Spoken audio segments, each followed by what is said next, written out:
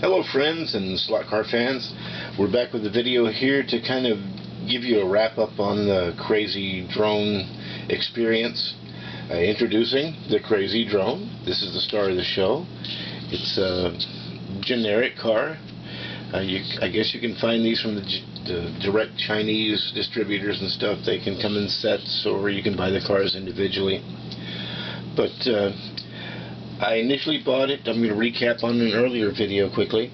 I initially bought it as a package deal with this Mustang, and I really wanted this Mustang because I thought it looked gorgeous. And this is a Carrera car, and it looked like they were both supposed to be Carreras, but when I got this car, it turned out it wasn't a Carrera, it was some kind of generic car. So I wasn't initially all that crazy about it. Excuse me.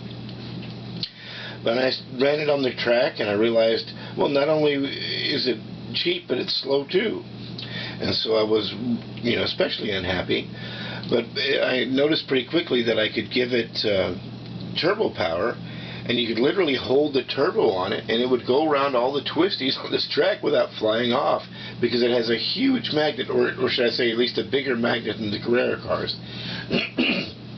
Excuse me. And I think I've showed that on a previous video, but here's a couple of cars where I can show you the difference. This is well, let me get in the camera. There we go. This is a Carrera car on the right, and my thumb is pointing to the magnet. It's just a little magnet that's kind of buried inside this little plastic housing. Over here, my thumb's pointing to the magnet on the left. That's a generic car, and you can see how much bigger that magnet is, and it's unencumbered. So anyway, this thing stuck to the track, and that's when we bring out welcome the chase car that ended up being in second place nearly every time until the pin finally broke. But this is an actual Carrera Dodge Viper, and it was a great car. It hung in there like crazy. But as you saw in the last video with this one, it broke off its pin, or the guide pin, and so it didn't stay on the track anymore. And so what I ended up doing, I didn't give up at that point. This is kind of an interesting thing too. These particular generic cars, they don't have a replaceable guide pin like most of them do. I'm going to show you in next videos coming up some different generic cars that do have the guide pin and also work well as drones. So stay tuned for some other stuff that's coming. But here's another car from the same series that they basically make two tuners and two kind of endurance looking cars, and this is one of the tuners, and if I hold it just right, maybe you can see it, but the pin is just built into the chassis, the guide pin. It's just part of it. You can't do anything with it. Well, I didn't give up there. I used a Dremel tool with this cutoff wheel, and I just slided the heck out of it. I mean, it was down and dirty, and it was ugly, and I glued a chunk of a guitar pick in there. And it was a little bigger than the original pin, but I said, let's see how that works. Well, it worked like a champ. This car still went around pretty much like it had before, and I kept chasing with this Viper, and we were having a ball. But it kept getting slower and slower and slower, and eventually I just burned up the motor in it. I think running around at full throttle all the time may not be the ideal way to go, and also the power was hot on it at all times, and I just, as you saw in those videos, when I was running, I just dropped it down on the track and it took off. So it was under all that stress with full power going through the motor and everything. And it may not have liked that in the long term, but it crapped out. So that was the end of that car. Well, by then this Dodge Viper was, I was feeling it had probably seen better days. I had other cars that could easily outrun it, and so I felt like it was kind of on the way down. It was sort of the slowest car from the beginning anyway, and I'd been just running the heck out of it against those other cars. So now I said, okay, let's see what we can do to make this the next drone. And I pulled out the magnet from the generic car here, and I also pulled out the headlights. This car had headlights on it, and this is kind of an interesting thing for you folks that wonder how the heck can you install headlights in a Carrera car.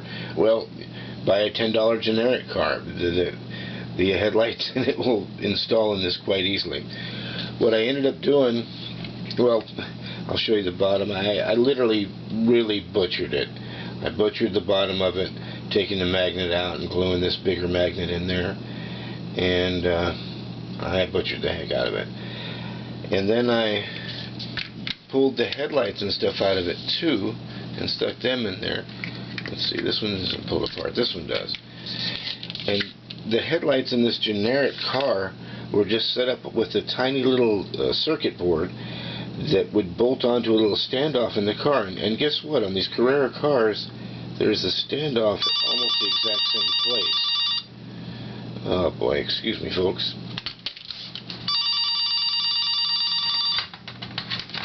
Hello. Hello. Hello. Sorry, I get a bunch of that. There's nobody even there except a computer or something. Well, anyway, so I put in this. I put in the magnet from the generic car and started running. This one is my drone, and it worked great. It worked really, really great. It worked just as well as the drone car did until it didn't. Basically, the same thing happened. I think the extra pull from the motor and the extra stresses of being dropped on the track while it was hot killed that motor too, and it went out. But I did learn that you can install those headlights in these cars really, really simple. And I'm going to show you an example of that. Exactly how it goes. Now, once that car burned up, I moved all this stuff. I moved the magnet and the lights and everything over to this Ferrari. Well, let me try that again. Once that burned up, I moved the magnets and everything over to this Ferrari. And this is how it looks when it's all installed. You can see there's just this tiny little circuit board in there that bolts to that standoff I showed you earlier. And you've got 4 wires going to these 2 little LEDs.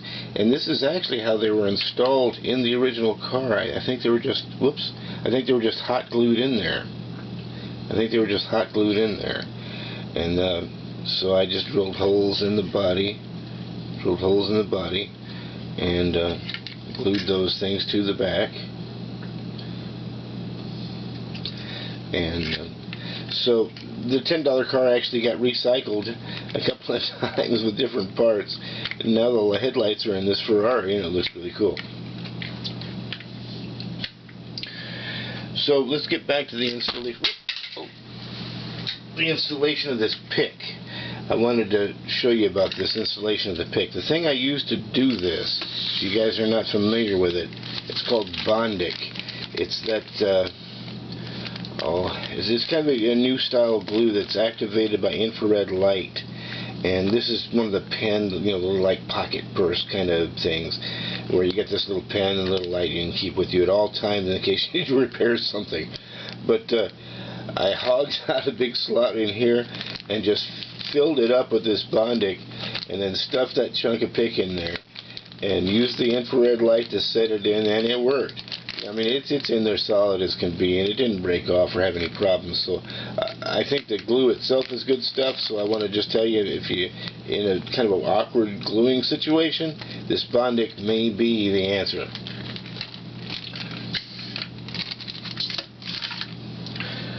Well, while my bring in the next show and tell.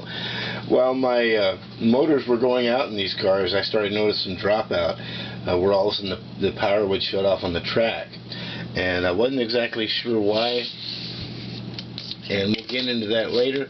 I went through a bunch of different I've gone through a whole bunch of stuff that I'll explain to you later, but I went through all that with the power, and I showed you, well, I already showed you the installation here. Okay, so I think we just about summed it up. I've got some new videos coming where I'm going to show you more stuff about how, as I got past each one of these issues. Well, this reminds me, one of the issues I was having is that the power was shutting off occasionally as the cars were getting weak, as their motors were getting weak. And I didn't really have any way around that. I didn't know what to do. I've got a number of different generations of Carrera power systems. I probably have 4 different types from different old kits and a new kit that I've picked up over the months, and they actually work differently. And I'm going to get into this in videos later, tell you which ones I think are the best and which generations I think will work best if you're going into a larger track in different situations like that. But the spoiler alert is, this is the guy you want right here. This is the guy you want right here, the big bad boy that has 2 outputs on it, because these work better than any of the others so far.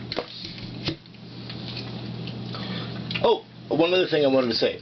While my car's motors were going out, I was having to hit the turbo button a lot. You're going kind of slow through the corners, and obviously on this big track that you've seen, you're going to pump the turbo a lot as you're going on the big straights, or you're going to hold the turbo when you're on the big straights. But as the cars got slower, we ended up tapping them, giving a little micro taps to get through the corners and stuff. And I went through a bunch of these buttons. These controllers kept going out because the button would either stick on all the time and you didn't have anything except full throttle, or they'd quit working they weren't very reliable. So if you're in a race with somebody and you hit the button and you don't get the turbo, you'd hit it and hold it and press it a couple more times, but by the time you do that, you're already into the next corner and you're hitting it too late and you're flying off the track. So it was really frustrating. But I've got a bag of these controllers with bad buttons on them.